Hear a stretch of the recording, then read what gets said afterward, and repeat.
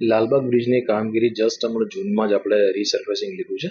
વર્ષો પહેલાંથી લાલબાગમાં કોઈ રીસર્ફેસિંગ થયું નહોતું અને એની સરફેસ ઘણી બધી ડેમેજ થયેલી હતી, એટલે આપણે એ પ્રોજેક્ટ સ્પેશિયલ એના માટે રીસર્ફેસિંગનો લીધેલ છે. કેટલા લાખનું કામ હતું અને કયા ઇજાદારે કર્યું હતું?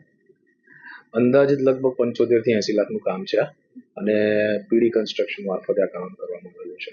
જે ફાઇલ અમે જોઈ એની અંદર 1 કરોડ લાખનું કામ છે, 1 કરોડ 36 લાખ જેવું કામ છે અને 1 કરોડ 1 લાખ જેવું અત્યારે પેમેન્ટ પણ ચૂકવવાની તૈયાર ફાઇલ મંજૂર થઈ. ના, જે કાર્પેટનું છે બાકીનો જે બધી ફાઇલ છે બધી પેમેન્ટ બાકી જ છે. હજી એનું કોઈ કમ્પ્લીટ પેમેન્ટ ક્યાંય થયું નથી. સાહેબ, ખાસ કરીને અત્યારે રીસર્ફેસ થયા પછી પણ ખાડા કંઈક દેખાયા છે અને એના પૂરવાની કામગીરી હાથ ધરાઈ છે. લગભગ 15,000 સ્ક્વેર મીટર જેવી આપણે કામગીરી કરી છે. 15,000 સ્ક્વેર મીટરમાંથી ખાલી 10 સ્ક્વેર મીટરમાં 2 જગ્યાએ ડેવલપ થાય છે. આ એક મુવમેન્ટ હોય છે. વર્ષો પછી કોઈ પણ બ્રિજ ઉપર તમે કાર્પેટની કામગીરી કરો તો કોન્ક્રીટ બિહેવિયર એનું જોવાનું હોય છે. એટલે અમારું ઓબ્ઝર્વેશન ચાલુ છે અને ત્યાં કોઈ બી પાણી કે જેના લીધે બી થતું હશે તો જે કંઈ 2 સ્પોટ ડેવલપ થયા હશે એને અમે રિપેરિંગ કરીને જે જોવાનું છે કામગીરી એનું નિકાલ લઈશું.